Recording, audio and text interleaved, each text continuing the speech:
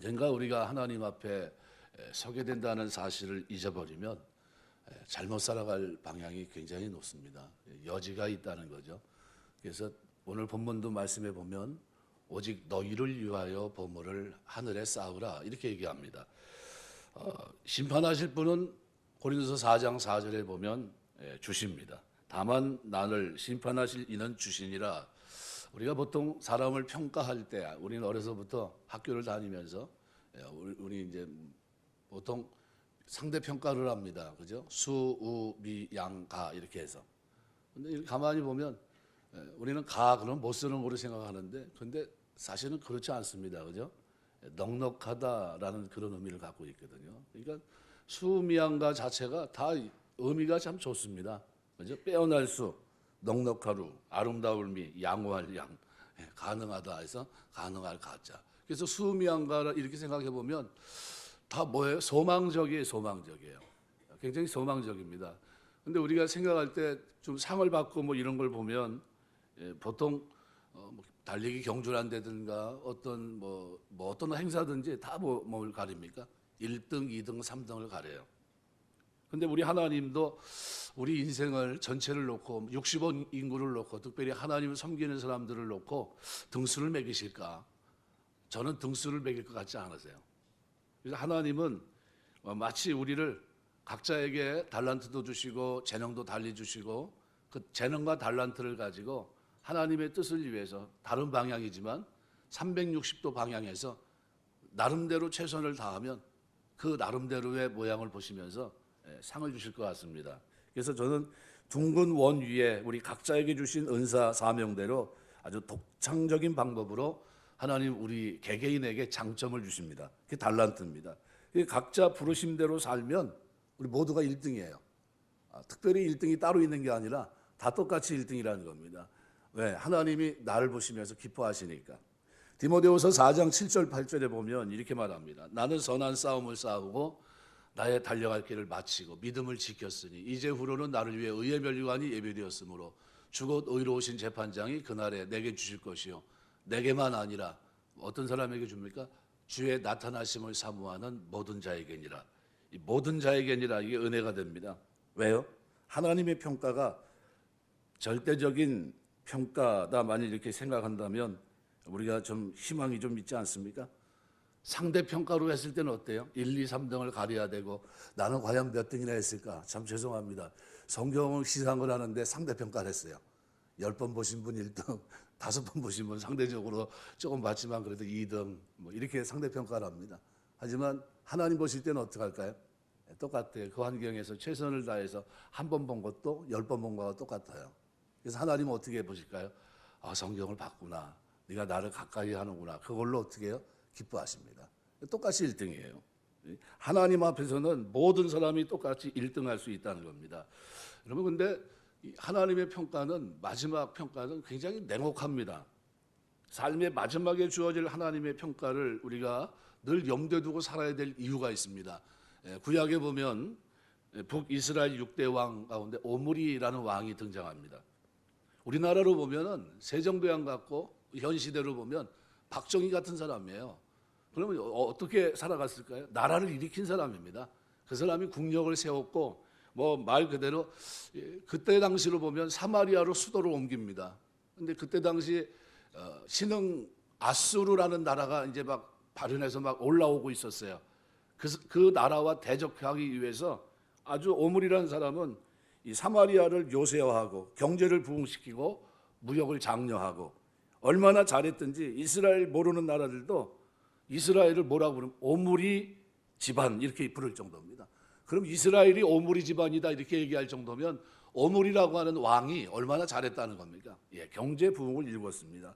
모압을 정복하고 이스라엘을 이주시키고 회계제도도 제정을 했는데 법질서 체계를 구축하고 수백 년이 지난 선지자 미가 시대에도 민간 생활에 이 법질서, 회계질서가 있어서 뭐라고 얘기하냐면 오므리의 율례 이렇게 얘기합니다. 그럼 이 사람이 영향을 얼마나 지대하게 끼쳤다는 겁니까? 너무나 큰. 그래서 솔로몬 이후 이스라엘을 가장 부강한 나라로 만든 왕이 사실은 역사 속에서 이 오므리란 왕입니다. 그런데 하나님은 오므리에 대해서 좋게 평가하지 않으세요. 아주 냉혹합니다. 그래서 열왕기상 16장 25절 26절 보면 이렇게 말합니다. 오므리가 여호와 보시기에 악을 행하여 그 전에 모든 사람보다 더욱 악하게 행하며 느밧의 아들 여로보암의 모든 길로 행하며 그가 이스라엘에게 죄를 범하게 한 그 죄 중에 행하여 그들의 헛된 것들로 이스라엘 하나님 여호와를 노하시게 하였더라. 이게 이 사람에 대한 평가예요. 지금 그가 뭐를 했냐, 나라를 위해서 어떻게 세웠냐, 뭐 이런 거에 대해서는 이런 방구가 없어요. 그러니까 그전 모든 사람보다 더욱 악하게 행했다. 요즘 시쳇말로 의역을 하면 이런 얘기입니다. 오므리에 비하면 그 전의 왕들의 악은 뭐 요즘 포크레인 앞에 삽질한다고 그러잖아요. 웃기잖아요. 포크레인이 막 파고 있는데 거기서 삽질하고 있으면 아니 저쪽에 가 있어 금방 끝나.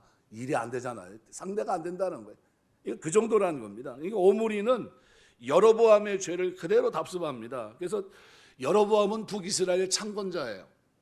근데 창건해서 이 베델과 단에 금송아지 갖다 놓고 우리를 애굽에서 이끌어내신 신이 여기 있다 하면서 경배하게 했던 겁니다. 그러니까 산당을 지어 레위 사람들이 아닌 다른 사람들로 제사장을 삼고 자기 마음대로 절기를 정하고 그리고 자기 아들은 이세벨과 결혼시켜요. 이세벨이 어떤 여자냐 하면 바알 제사장의 딸입니다. 이세벨이 결혼하고 오면서 뭐까지 가져왔습니까? 바알 섬기는 거. 그러니까 여로보암의 길이 하나님에 대한 신앙의 왜곡이라고 한다면 이세벨의 길은 뭡니까? 아합과 이세벨의 길은 하나님에 대한 완전한 반역이에요. 그런데 이 반역된 길을 신앙 왜곡에서 아예 하나님 몰아내고 바알을 섬기게 했던 이 잘못됨이 오므리 왕국 6대 왕에 와서는 어떻게 됩니까? 아주 바알 숭배가 국가적인 신앙 행사가 되고 말았어요. 좋아진 겁니까? 나빠진 겁니까? 경제는 부흥했고 살만한데 무역도 잘 되고 나라도 부강한데 그런데 하나님과의 관계는 무너졌어요. 어떻게 무너졌습니까? 철저히 무너져요. 하나님 평가 관점은 뭡니까? 그가 얼마나 하나님의 언약과 충실했느냐, 그의 마음과 삶이 얼마나 하나님 중심으로 서 있었느냐, 얼마나 힘을 다해 하나님 앞에 순종했느냐, 이거거든요, 관점이. 그러니까 진정한 성공은 하나님과의 관계 속에 있다는 게 그분의 인정을 받는 데 있어요. 그래서 우리가 이 땅에서의 삶을 경주하고 나면 하나님은 상대평가합니까? 절대평가합니까? 절대평가예요. 그 금멸류관만 써야 되는 문제가 아닙니다. 나에게 준 걸 가지고 의의 길 걸어가면 원만한 광명에 이르는 거예요. 우리가 금년 한 해 최선을 다하시길 주의 이름으로 축원합니다. 이사야 40장 17절 보면 이렇게 말해요. 그의 앞에는 모든 열방이 아무것도 아니라 그는 그것을 없는 것 같이 빈 것 같이 여기시느니라. 하나님 앞에는 모든 나라가 없는 것 같고 빈 것 같다는 게 그거 신경 쓰지 말라는 거예요. 진짜 중요한 건 뭡니까? 우리의 삶을 절대 평가하신 하나님 수고했어 라는 겁니다. 수고했어. 지난 시간 우리가 재밌지 않습니까? 그 시 겨우 요거 달았어. 그걸 보고 얼마나 웃었는지 생각을 얼마나 많이 했는지 몰라요. 최선이 없어요. 그랬구나 미안해. 이 말이 떠나가질 않아요. 하나님 앞에서 겨우 요거 달았어 얘기했지만 최선이었어요 라는 말에 그랬구나 몰랐어 미안해. 이 말이 좀 마음속에서 떠나가질 않아요. 하나님이 우리를 볼 때 어떻게 평가하실까요? 포도송이 하나 가득 담긴 걸 봤기 때문에 수고했어. 이거보다는 어떻게 해요? 최선이었어요. 그랬구나. 몰랐어. 미안해. 하면서 어떻게 해요? 보다듬어 주시고 안아주시고 격려해 주시고 이게 주님이 아닌가. 그래서 여러분 우리 삶을 절대 평가하실 하나님은 오늘 본문에서 이렇게 얘기합니다. 오직 너희를 위해서. 평가하실 분이 얘기합니다. 너희를 위해서 보물을 어디에 쌓으라? 하늘에 쌓으라는 거예요. 나를 위해서요? 그러니까 주님을 위해서 아니에요.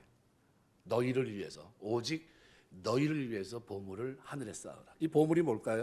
우리가 말한 대로 여러분이 살아가는 동안 가장 중요하게 여기는 하나님과의 관계 속에서의 어떤 일들, 어떤 물질이라든가 삶이라든가 이걸 어떻게 해요? 말씀을 쫓아서 순종하고 말씀을 쫓아서 행하고 남들이 보든지 말든지 중요한 건 뭡니까? 평가하실 분은 누구예요? 하나님. 상대 평가하지 않으세요. 저 사람은 참 대단한 사람이야. 이렇게 일을 하는 사람이야. 그거 신경 쓰지 말라는 거예요. 하나님은 어떤 분이에요? 똑같이 최선을 다하면 똑같이 한 달란트 주시는 분이에요. 여러분 아침 9시에 들어간 사람과 12시, 3시, 저녁 5시가 돼서 이제 마감하기 1시간 전에 들어간 사람들에게 똑같이 한 달란트 주시는 분이 누굽니까? 우리 하나님이세요. 어떤 평가입니까? 절대평가예요. 상대평가가 아니에요.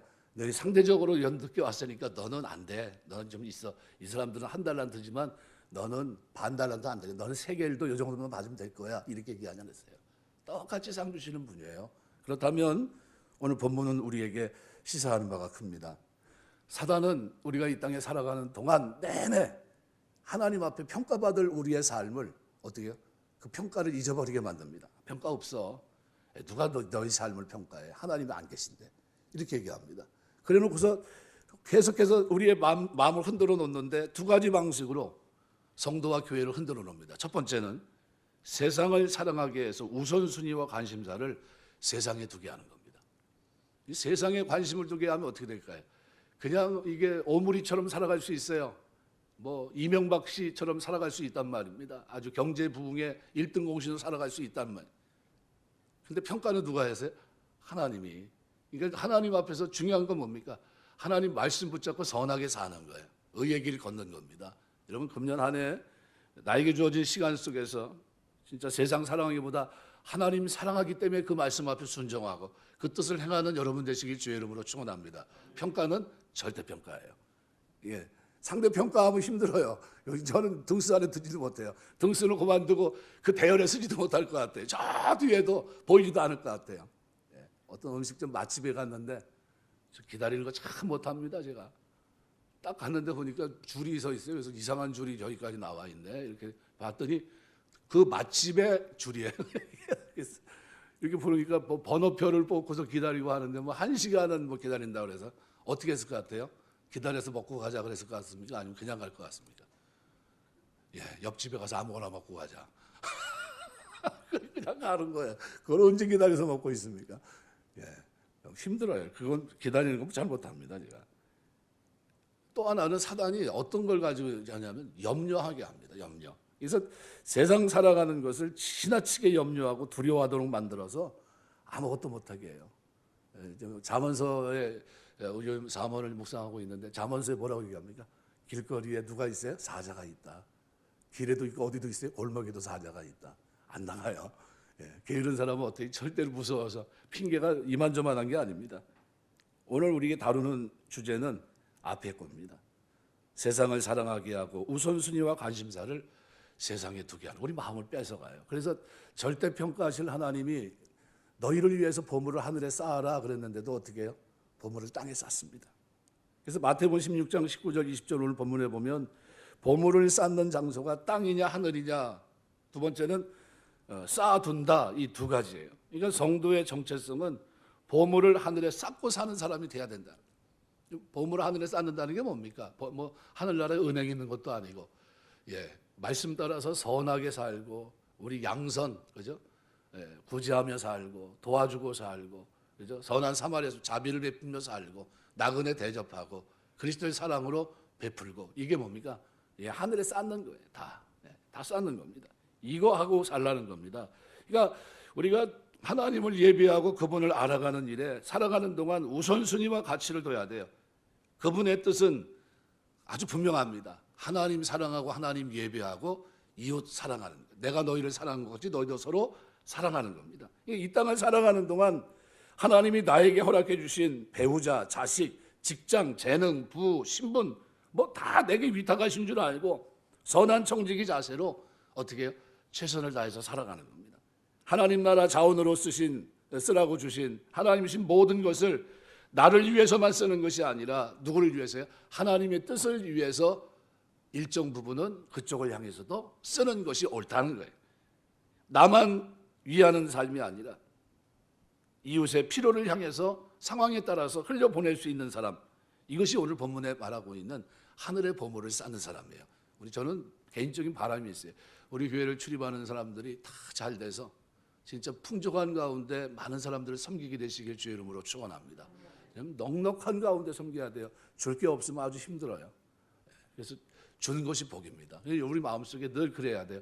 하나님 주며 살게 하옵소서. 있어서 주며 살게 하시고 베풀며 살게 하시고 나누며 살 수 있도록 도와주옵소서. 기도할 때마다 그렇게 하세요.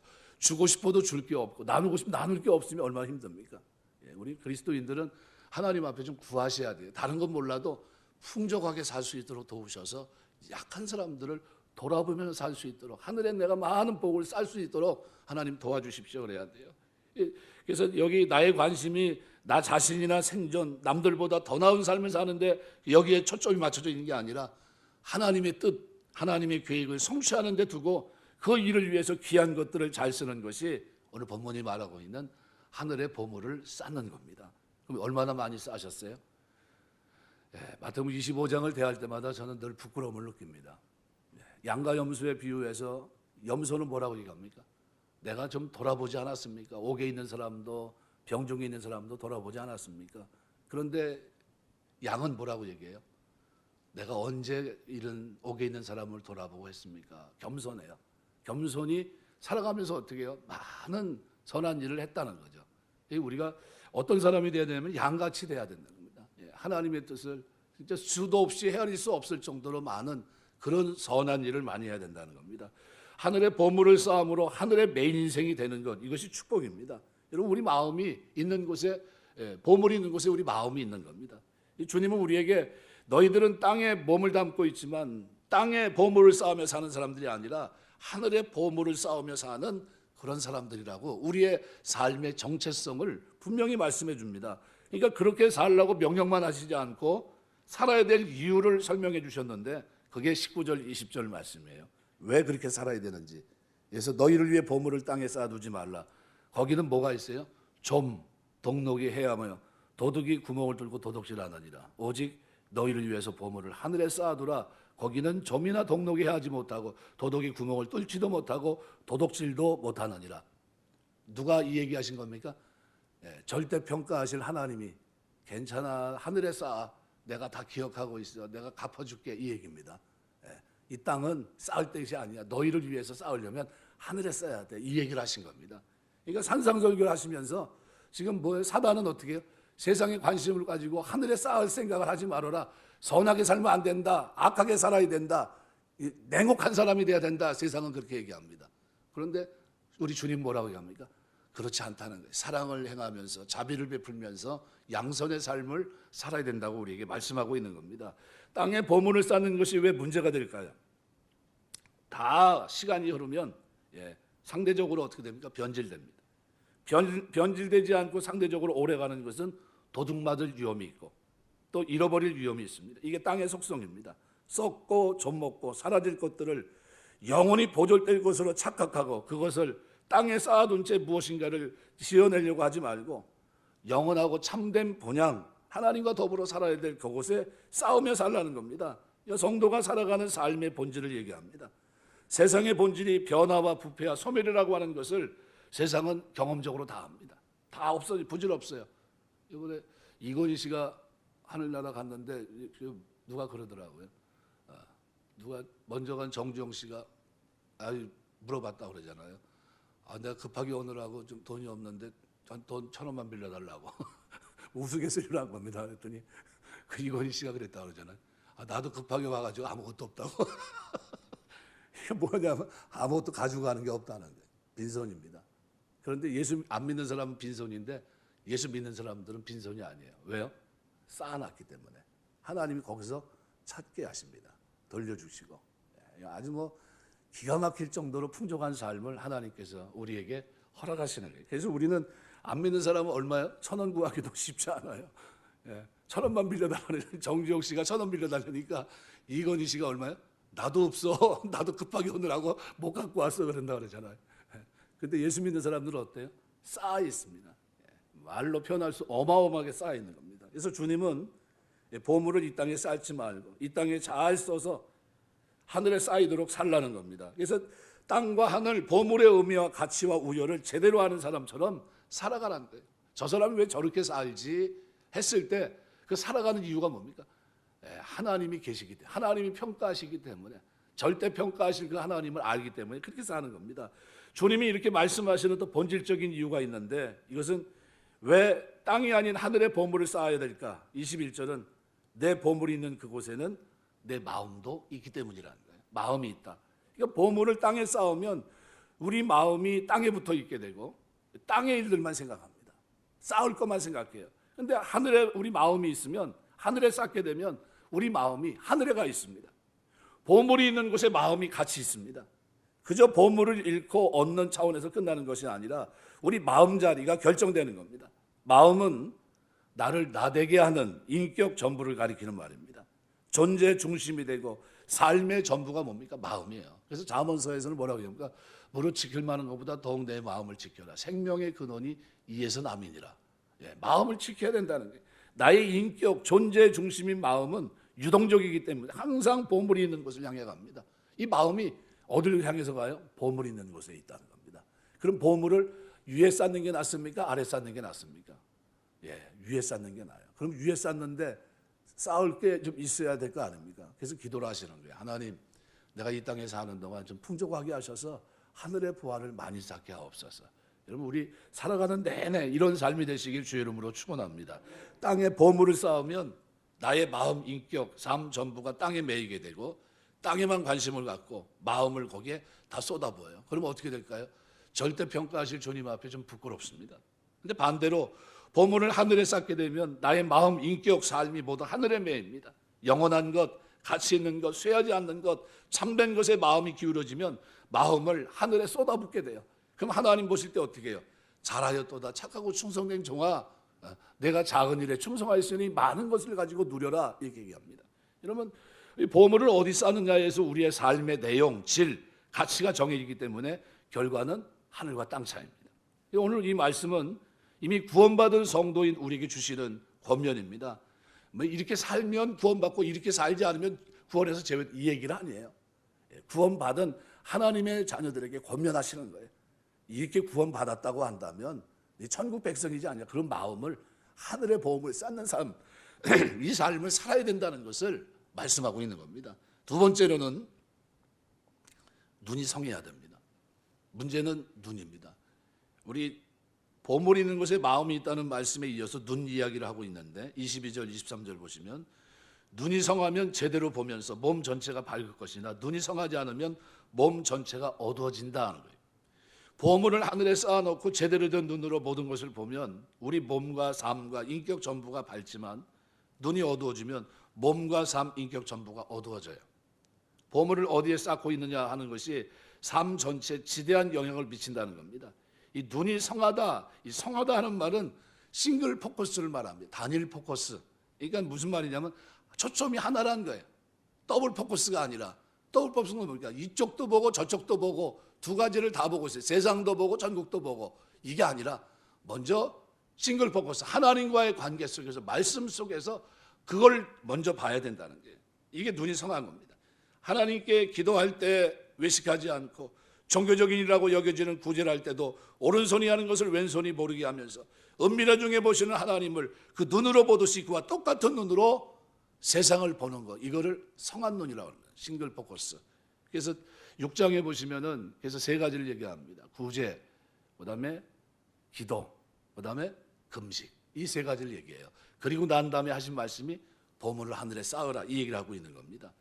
여러분, 눈이 성해야 됩니다. 교회에서 예배 드릴 때는 종교적인 신앙적인 눈이 확 떠져요. 믿음의 눈이 떠집니다. 기도할 때는 이방 종교처럼 기도해서는 안 된다 설교에 완전히 동의하고, 구제할 때는 자기를 과시하지 말아야 된다 말할 때도 모두 동의합니다. 그런데 집에 가서 아이를 키울 때는 다른 눈을 가져요. 다른 눈이라는 게 뭡니까? 세상 사람들이 가지고 있는 잣대와 똑같은 눈을 가지고 얘기를 하는 겁니다. 그러면 안 된다는 거예요. 그러니까 우리가 이 눈이 성하면 결국은 아무런 문제가 없는데 눈이 성하지 못하면 문제가 돼요. 그러니까 하나님의 은사와 부르심에는 어떤 관심도 없고 그냥 오로지 세상의 사람들이 말하는 평판, 세상 사람들이 원하는 뭐 이런 거기에 대한 시선이 너무 고정되어 있으면 어떻게 됩니까? 눈이 어두워지는 거예요. 해야 될 일을 못하는 겁니다. 아, 이걸 어떻게 해? 아까워서. 그러니까 세상의 명예, 욕심, 욕망의 눈이 멀면 몸 전체와 삶이 깨지면서 한 번뿐인 귀중한 인생이 하늘의 보물을 쌓지 못합니다. 이 땅을 살아가는 사람들 대부분이 세상의 욕망의 눈이 멀어서 사람들의 평판, 말의 눈이 어두워져서 봐야 할 것을 제대로 보지 못하고 왜곡된 것을 추구하고 인격과 삶 전체가 어두워집니다. 마땅히 하나님이 우리를 구원하시고 우리를 통해서 어떻게 해요? 보물이 하늘에 쌓는 것을 보고 싶은데 우리의 삶에서 선한 일이 나오질 않아요. 우리의 삶에서 약한 자를 돌아보는 일이 나오질 않아요. 하나님 답답한 겁니다. 우리가 살아가는 내내 하나님 앞에서 선한 일에 열심히 있는 친백성으로 살게 되시길 주의 이름으로 축원합니다. 그럼 어떻게 얻어줍니까? 하늘에 가 있어야 될 마음, 그죠? 하나님의 말씀에 순종해야 될 이 마음이 세상에 빼앗긴 채 오로지 나를 기쁘게 하고 나의 미래를 담보하고 안전을 보장하기 위해서 재화를 세워놓고 계속해서 어떻게 해요? 어두운 눈으로, 그죠? 질끈 눈을 감고 한평생을 살아갑니다. 못 본 채 하고, 그죠? 한 부자가 날마다 호화를 연락하여 날마다 어떻게 해요? 잔치를 베푸고 살아갑니다. 근데 그 밑에서 날마다 거지처럼 사는 사람이 있어요. 나사로. 근데 어떻게 살아갔습니까? 눈을 질끈 감고 못 본 채 하고 살아갑니다. 저 같으면 우리 집에서 날마다 와가지고 구걸하고 있으면은 좀 어떻게 좀 해줄 것 같아요. 근데 그 사람은 어떻게 해요? 그 삶을 유지하게 하잖아요. 계속해서 돌아보질 않습니다. 날마다 와서 어떻게 해요? 거지의 모습으로 날마다 구걸하듯이 살아가게 했습니다. 나중에 천국 갔습니까? 지옥 갔습니까? 지옥 갔어요. 그 누가 얘기한 거죠? 예수님이 하신 거예요. 우리는 천국, 지옥을 잘 모르니까 그것을 만드신 분이 설명한 겁니다. 그게 부자와 나사로 비유예요. 그러면서 뭐라고 얘기합니까? 거기서 내 형제 5이 세상에 있는데 그들도 그렇게 살고 있습니다. 죽은 나사로를 살려서 돌려보내면 그들이 아마 돌아올 겁니다. 이렇게 살지 않을 겁니다. 나 있는 곳에 오지 않을 겁니다. 이제는 돌아보며 살 겁니다. 얘기를 했지만 소용이 없었어요. 뭐라고 얘기합니까? 세상에는 복음을 전하는 자들이 있다는 거예요. 그러니까 그들을 통해 듣지 않으면 네 형제들도 똑같이 이곳에 온다는 거예요. 그러니까 그들은 뭐 하는 겁니까? 땅에 보물을 쌓는 거예요. 땅에. 날마다 호화를 잔치한다는 건 뭡니까? 넉넉하다, 풍족하다는 거예요. 뭐 마치 누구처럼요? 오므리처럼 평생을 어떻게 떵떵거리며 살았어요. 아무런 문제 없이. 하나님 평가는 뭐라고 얘기합니까? 절대평가하신 하나님이 너는 왜 나하고 아무런 관계없는 삶을 살았냐 이렇게 얘기하십니다. 아무것도 심은 게 없어요. 하늘에 쌓은 게 하나도 없어요. 하늘 보화가 하나도 없는 겁니다. 그러면 실패하는 거예요. 누가 평가하니까? 평가하실 분이 주님이에요. 평가하실 분이. 그래서 평가하시는 분이 오늘 본문에서 이렇게 합니다. 오직 너희를 위해서 보물을 하늘에 쌓으라는 거예요. 누굴 위해서요? 나를 위해서가 아니에요. 내가 너를 위해 죽었으니까 나를 위해서 보물을 하늘에 쌓아라 이 얘기가 아닙니다. 너희를 위해서 보물을 하늘에 쌓아라 이 얘기를 하는 겁니다. 주님을 바르게 믿으면 그래서 마음이 나뉘지 않습니다. 성한 눈을 갖게 돼요. 하나님과 사람을 사랑하고 하나님과 사람을 섬기게 됩니다. 배우자와 자식 모두 하나님 주신 선물입니다. 거기에 의미와 가치를 회복합니다.